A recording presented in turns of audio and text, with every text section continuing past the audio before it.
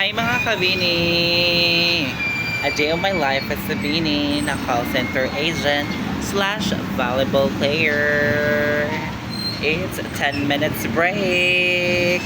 Fresh kay ko mga kabini. Sa mga kabini, our word for today is iconoclast. Meaning, it's someone who challenges or attacks cherished beliefs, established traditions, or powerful institutions. So our sample sentence for that mga kabini is, the successful entrepreneur is an iconoclast who is not afraid to introduce something new to the market.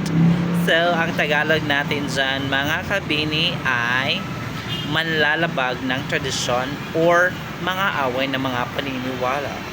So ang sample natin dyan mga kabini is, kilala siya bilang isang mga away ng mga paniniwala na laging nagtatanong sa otoridad. May galon mga kabini, oh. Isang A naman dyan.